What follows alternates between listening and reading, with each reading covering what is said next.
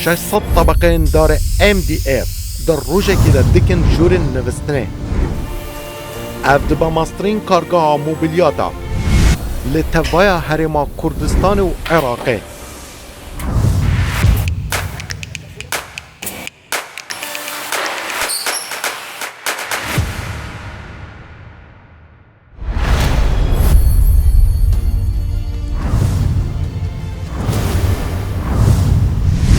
کارگاه کانتورن مدرن در میدین کردستان رو داوی دا ببینن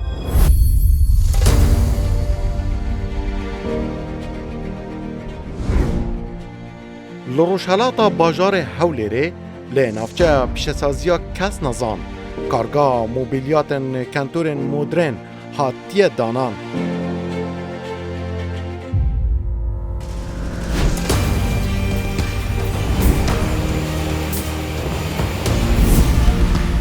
کارگاه جه 4 هولان پیک ده لسر روبره 4000 مترین دوجا اف کارگاه هاتیه آوا کرن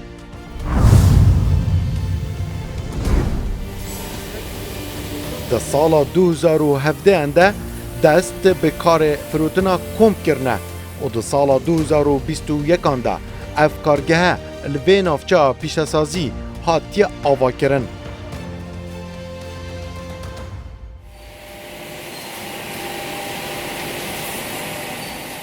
اف بشه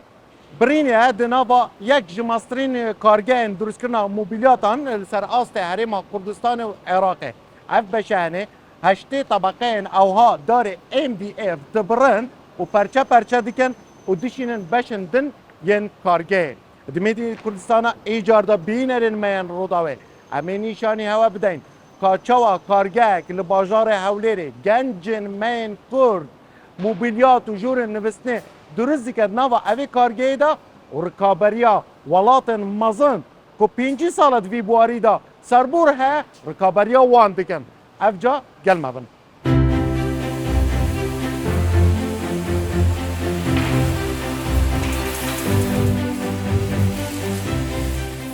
نها اف کارگاه دکاره در روژه که ده زیدتری 7 کانتورن 6 درگهی 36 کانتورن 2 درگهی 5 سیستم نوستنه برهم بینه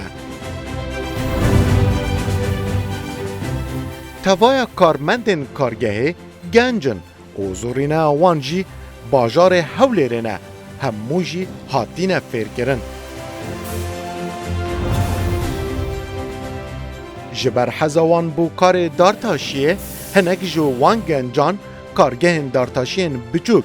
بخواه فکرنه یەکێک لە کۆنترین پیشەکانی دنیا دارتاشیە. ساڵی 1960 بابی ڕەحمەتیم دەستی کردووە پیشەی دارتاشی. لە ساڵی 1970 پیشەیەکی خۆی پەرە پێدا توانی کارگەشی خۆیدا بمەزرێنیتن کارگەشی بچووک. و هێواش ئیشی کرد ئیشی لەسەر ئەو شتانە کرد کەوا لە دنیادا زۆر کەمە.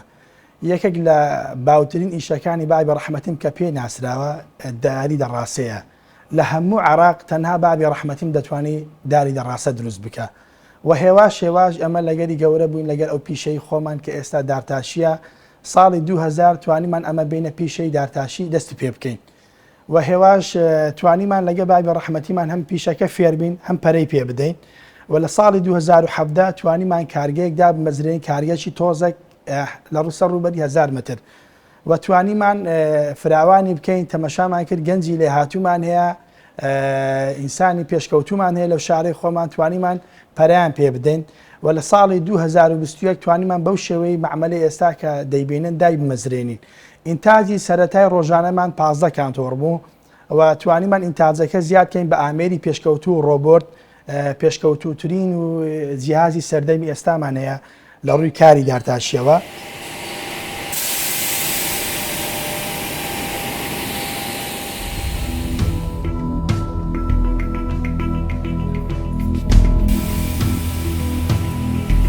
سی آمیرن روباتیک اتوماتیک تایبت به دارتاشی و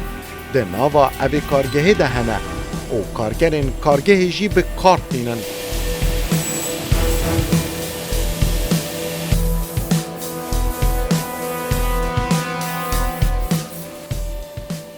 هەروەها مەهانە ئامîrên نو ji bo pêşvebirina karê kargehê dabîn dikin û bikartînin.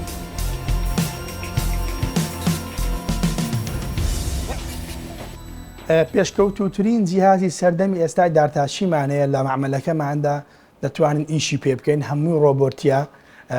پێویست بە زەحمەتی ناکاتن لەوەی هاوکارەکانمان لێکوانە ئەزیەتی زۆر نەخۆن بتوانین ئیش پێ بکەن و ئێستا توانیمان ئەلحەمدوللا ڕۆژانە هەفتا کانتۆر بە بەردەوامی تەواو بکەین بە کامل بە تەخت و بە کۆمەدی بە سیسەم بە هەموو ئەو پێداویستانەی مار پێویستی پێەیە. ئامانجمان لەو کارگەی خۆمان بتوانین گەنجی خۆمان فێرە پیشەی نەجاری بکەین پەران پێ بدەین بۆ ئەوی ببنە وەستایەکی باش لە داهاتوێکی نزیکدا ئیشەئەڵڵا بتوانین کارگەی خۆیان یان شوێنی خۆیان هەبێ لە بازاڕ و هەرێمی کوردستان.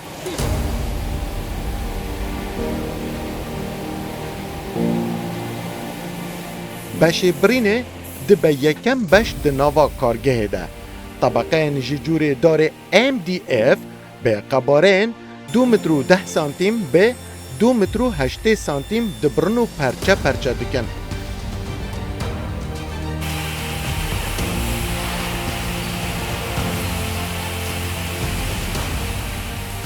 Ev amîre her çwar layên perçeyên hatîne birîn PVC dikin.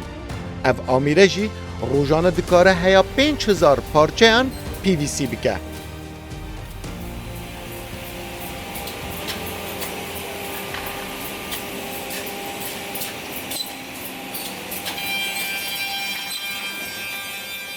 ئێرە بەشی بڕینە لە کارگەی کانتۆری مۆدرن کلاسی کلۆسێت بەشەکەمان پێک هاتووە لە نۆ ئامێر لەگەڵ سی کارمەند ئێمە سی کارمەند دابش بووین بەسەر نۆ ئامێردا کە 4 ئامێرمان تایبەتە بە بڕین و 2 ئامێرمان PVC دەکا و 2 ئامێرشمان مینی فێکسە. ئامێرێکی ترمان هەیە بۆ کونکردنی دەرگاکان خۆی ئامێرەکان دەکات نۆ ئامێر لێرەدا ڕۆژانە زیاتر لە 600 تەبەقە دەبردرێت و زیاتر لە 5000 پارچە PVC دەکرێت. و ئامێرەکانی مینیفێکسمان کە 2 ئامێرن بەکاردێن بۆ کونکردنی پارچەکان وەکو تەنیشت و ڕەف و بەشەکانی تر لەوە شوێنی تایبەتمان هەیە بۆ تەغلیبکردنی مەوادەکانمان هەموو ئامێرەکانمان پێشکەوتن و بە کۆمپیوتەر کار دەکەن بە شێوازی پێشکەوت و هەمووی کۆنتڕۆڵ کراوە کارمەندەکانشمان هەموو تاقیکردنەوەیان پێکراوە و زیرەکن لە بوارەکانیاندا هەمویان شارەزان لە بواری کۆمپیوتەر و بۆ بڕین و هەروەها سەلامەتی کارمەندەکانیشمان هەمووی پارێزراوە ناو کۆمپانیادا.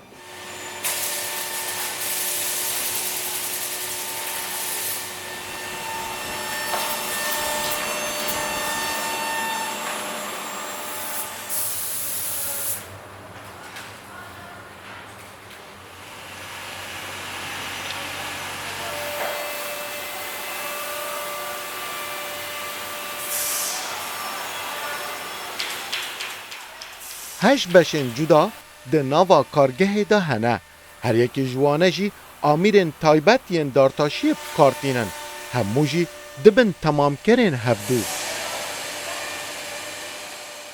Başa kak Ömer beşê CNC an ku ev amîrên CNC لە بەشەکەتان دا چی دەکات دەمێ بینەر بزانن CNC چێ لە تایبەت لە ئیشی دارتاشی وڵی ئەمە لە CNC کانتۆری دروست دەکەین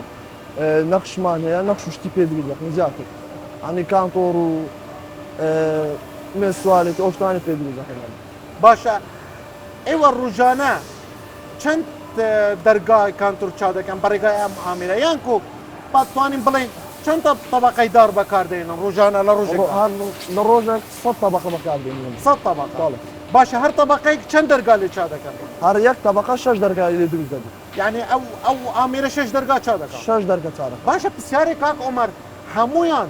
دەبێ وەکو یەک کارکەن یەک نەخش چاکەن نەخێر هەر بەپێ و قایمەکانمانە هەر قایمەکمانە بێ نەخشەکان جودایە. باشە ئێوە چۆن نەخشەکان هەر دەبژێنن بەپێی خواسی مشتری هەر نەخشەکە یەکسەر دەدەنە ئامێرەکە باشە ئامێرەکە چۆن هیچ دەکات ئامێرەکە یەکەم شت ئەمە کۆدمانەیە بەپێی کۆدەکان دەڕۆین دووەم یەکەم جار سێنسەکانمان تەبقەکان دادەنین دواتر ئیشان پێ دەکەین. باشە ئێوە چەند کارمەندن لە بەشی CNC بەس لە بەشی CNC خۆمان 12 کارمەند باشە بۆ هەمووتان گەنجن ئەغا ئیش بە گەنجان دەکرێت ئەوە جگای دڵخۆشیە هەمووش خەڵکی شاریا و لێنەوە بەڵێ. باشە چۆنیەتی فێربوونیان چۆن فێریان بوو و تو چەندە لێرە ئیش دەکەیت والله من 6 ساڵە لێرە کار دەکەم ماشەڵڵا یەکەم جار هیچم نەدەزانی بە سوپاس بۆ کاردی شاری توان یارمەتیمدا هەموو شەکەم فێر بوو ئێستا و گەنجانەی لەکن توش ئیش دەکەن هەمووان فێربوون ئەرێ لەخوای بەزار باشە بم باز بکە یعنی ئێوە دەتوانن چەند نەقش دروست بکەن بە ڕێگای ئەم ئامێرانە چەند نەخش وەڵا نەخشمان زۆرە ینی ڕۆژ وایە 50 نەخشی جودا ئەمە بەس لێ بکە بەس لە ڕۆژێکدا لە یەک ڕۆژدا باشە دوای تەواوبوونی با بڵێن هەر تەبەقەیەک ئێوە دواتر چی لەکەن و لە هەر تەباقەی یعنی 6 دەرگا بە چەند ماوەش تەواو دەکەن ئەنەوە دوو پرسیار با یەکەم دووەم پرسیار با یەکەمدا جواب دەمەوە طبقەکەیە بە 10 دقیقەوە حەسەب کۆدەکانمە ئی وایە بە سەعاتێک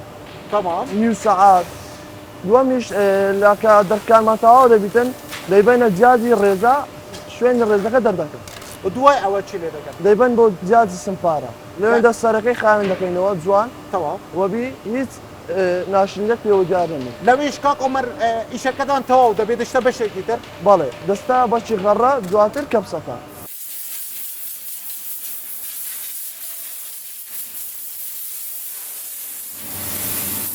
بەشێ بویاغê ji du holên bûyagê di nava kargehê de pêk dê. Hinek perçeyên mobilyatan dibe bêbûyagkirin û ev karkere jî vî karî encam didin.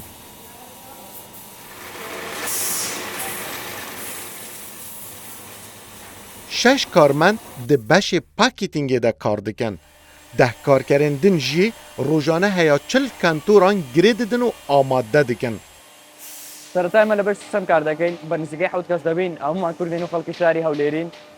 ئایا چۆن سیستەم دروست دەکرێت سیستەم یەکەم جار لە دارەکەی لە بەشی سیەنسی لە خوارەوە ئەبردرێت ئەندرێتە سەرەوە دواتر ئێمە لێرە ئسپنجی لێ ئەدەین و قماشی بۆ بڕێن بەپێی خواستی وڵاتان و بەپێی خواستی کارگا دواتر سەرەوەی چاکەین و لەگەر لایەکانی دواتر پێشەکەشی چاکەین تەخلیفی ئەەکەین دواتر تەخلیفمان کرد و ئەیمەنە بەش خوارەوە ئێمە توانین لە سیستەم لە بەشی یەک نەفەری و بەشی دو نەفەری نزیکەی 50 بۆ 70 سیستەم دروستکەین چەندین زۆری قماش و چەندین زۆری دارمانەیە وەکو MDF و میلامین و شتەکان بەپێی خواستی کارگە و بەپێی خواستی هەوڵاتیان ئامادەیەکەین.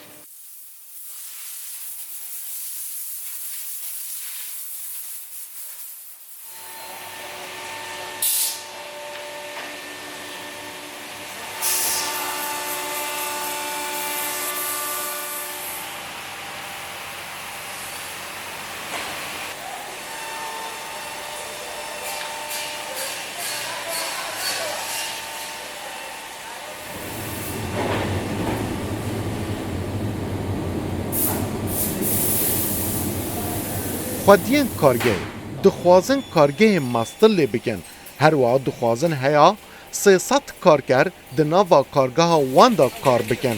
Lêbelê ew dibêjin hikûmet harîkariya wan nebûyne ji bo plana mezinkirina kargeha wan. ئێوە بە چاوی خۆتان دەبینن لەگەر هاتنی بەرنمەکەی جەنابتان ئەمە سێ مەکانی زۆر گەورەمان هەیە کە داملۆمان هاتیە بەڵام بەهۆی نەبوونی شوێنەوە ناچارین بە شێوەشی زۆر ناڕێک دایبنین لە کارگەکەمان. ئەگەر حکوومەتی هەرێمی کوردستان هاوکارمان بی لەوەی کە شوێنی باش جێگای باشمان لە بۆ دابین بکە کارگەکەمان دەکەینە دوو ئەوەندە سێ ئەوەندە هاوکاری خۆماری زیاتر بەکاردەین ئەمە وەکو ئەوەی جەنابتان دیتان ئەمە هەموو هاوکارەکان خۆماریە گرنگجی بە هاوکاری خۆماری دەدەین لەبەر ئەوەی پێویستمان پێیانە بەو گەنجانەی خۆمان و بارگرانەکی تەواوی لەسەر حکوومەتی هەرێمی کوردستان لا دەبین. داوا لە دەستەی ئیستثماری هەولێر دەکەین کەوا بەبەرهێنان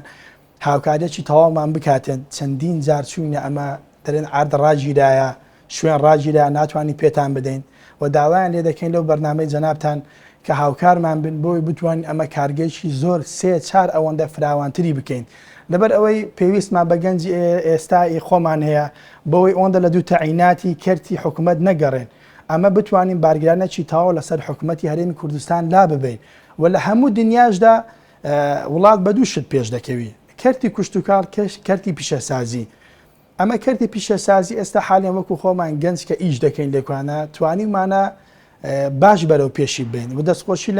لە هەموو ئەو کەسانە دەکەم کەەوە کەرتی پیشەسازی ئیش دەکەن و توانای ناوەخۆ بە بەرهەم دێنن.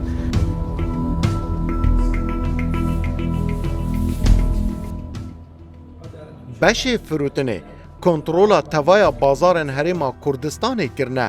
lê dixwazin berhemên xwe lê tevaya Iraqê û welatên cîran jî bifirûşin. Ev yek jî ji ber kwalitiya baş ya mobilyatên kargehê û bihayê wan ye erzan. لە 2017ەوە دەستمان کرد بە بەشی جوملا پەرەمان پێدا ئەلحەمدولیلا توانیمان ئەمڕۆ کارگەکەمان گەورەکەین توانیمان لە کوردستان لەوە بۆ هەموو شار و شارۆچکەیەکی کوردستان ڕەوانکەین لەگەر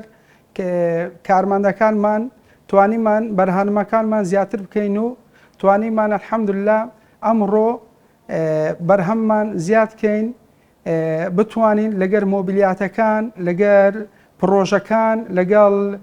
ڕێستۆران لەگەر هەموو ئەو کەسانەی کە پێویستیان بە مۆبیلیاتە پێویستیان بە کانتۆر و درێژ ڕووم و سیستەم و ئەو شتانەیە ئێمە بە کەمترین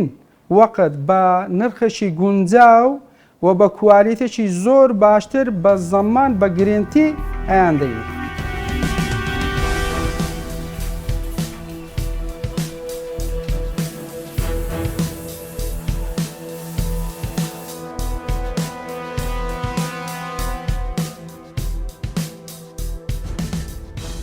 Piştî çend parça li beşê CNC'ye û simpareyê bidawîtên têne beşê vakuumê anko balon pres. Li vî beşê ne pira evî amîre û hindek hewza guher hewzekê şwana çêtin heya çar dergê te eger em behsê kantorekî bikên yan parçeyên ewha didanin û dûv da curên cilda hene hîn dikarin dan ser.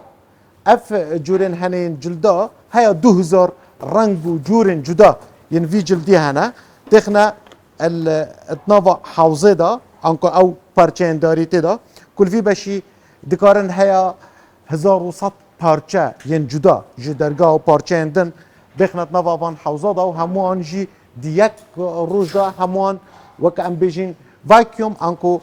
بالون پریز بکن و دیجی آوینه و هر سا دیجی گرماینه و جبو هندک جورن تایبەتێت کەنتۆرا و هەمژی بۆ لێنانگەها و جورە نوستنێ ئەتێنە بکار ئانین وەکێ دبینن ئەvê ئامیرە هەنێ ئەنکۆ ئەvê هێلە هەنێ جێ چار حوزاتێدا هەنە حوزەکل داویبتنێ دکارە جێ شەش پەرچێن ئەنکۆ دەرگێن کەنتۆرا بکە پڕیاوی ئامێری ئەگەر دلێر هەری کاریان بکەنەویژی دلێرە وەکو من ئەف ئامیرە هەنێ هیتەرێک تێدا هەیە هەیە 150 پلێن گەرماتیە دکارە هەواڵ سەرێوێ هیوی هیتەری دا گەرم دوچەخوارێ و ژێری ژێرە ڤاکیوم کە ئەنکۆ دکێشە پشتی هینگێ دبە دەرگە ئان هەر پارچەیەکاندن ئەvî بەشی 11 هەیە 12 کارمەندان لێرێ کار دکەن وەک مە گوتی ڕۆژانە هەیە 1100 پارچە یەن جودە ji bo her tiştekî ew bixwazin lêrê vakuum bikin bi hizaran renga jî bi kar tênin ev jî beşekê din anku amîrekê din yet nava evê kargehê de bû.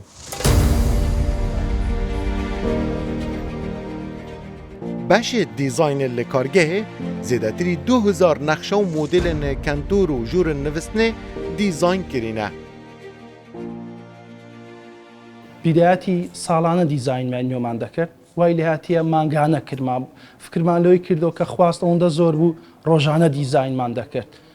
دیزاینی نوێ دەکەین و وەلۆ ئەو ماڵانێک کە دەچین قیاس دەکەین و تەمشای ماڵەکان دەکەین چ دیزاینێک لە ئەو ماڵێکە شتەکە نوێبی لەگە دیزاینی ماڵەکەی بگونجێ هەر دەچین بە کۆمپیوتەری دیزاین دەکەین کۆبوونەوەی دەکەین ئایا یەدەکە لەگەر چ ڕەنگەکی دانین تەسمیمەکە کلاسیک بی مۆدێرن بی تەسمیمەکان دەکەین بە کۆبوونەوەی چەندین جاروێ ڕۆژی بخایاندی هەتا بەس جوانترین دیزاینی پێشکەشی ماڵان بکەین پاشەوە کە کۆبوونەوەکان تەواو بوو دەستە بواری جێبەجێکردن و ئیکارگەی بە وەکو کارگەش هەر کەسە لە بەشی خۆی کاری خۆی دەکات بە مەزبوطی و پاشان تەواوبوون پێمان دەڵێن کە ئایا تەواو بۆ دەستە ماڵان دادەندرێت و وای لێ هاتێ وەکو دیزاین کە پرسیار لە خەڵکی بکەین ئایا ئەو دیزاینتان بەدڵە و زۆر جار وای لێ هاتیە 4 دیزاین 5 دیزاینمان لۆ خەڵکی کردووە بەدڵی نەبووە ئەو ڕەنگە لۆ نمونە لەگە ماڵەکەی تەنسیق ڕێی نەکەتیە وەکو دیزاینش هەتامە پێشکەشی مۆبیلیاتکان دەکەین وەکو هەولێر سلێمانی دهۆک پرسیار لەوانیش دەکەین ئایا ئەو دیزاینتان بەدڵە بەدڵ نییە وەکو PDF لۆیان ڕەوان دەکەین و ئەوان خەبەرمان دەنەوە ئایا ئەو دیزاینە بەدڵیانە بەدڵنیە ئەوجە بۆیان ڕەوان دەکەین.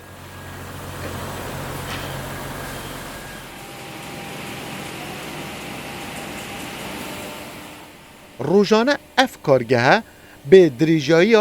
40,000 متران داره MDF جبو دروست کرنا کنتور و جور نوستنه به کارتینه.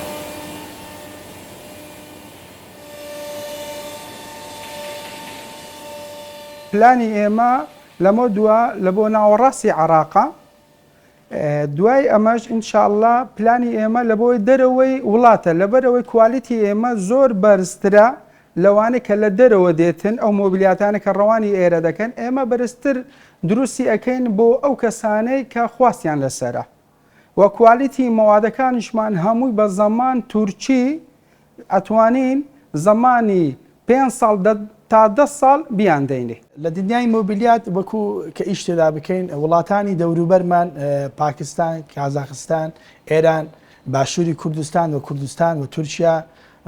سووریا بە شێوەیەکی عام ئەو منتیقەیە زۆر دەوڵەمەندە بە مۆبیلیات. جاران لە دەرەوەی وڵات هاوردەمان دەکرد بەڵام سپاس بەخوا ئێستا پێچەوانە بوویتەوە.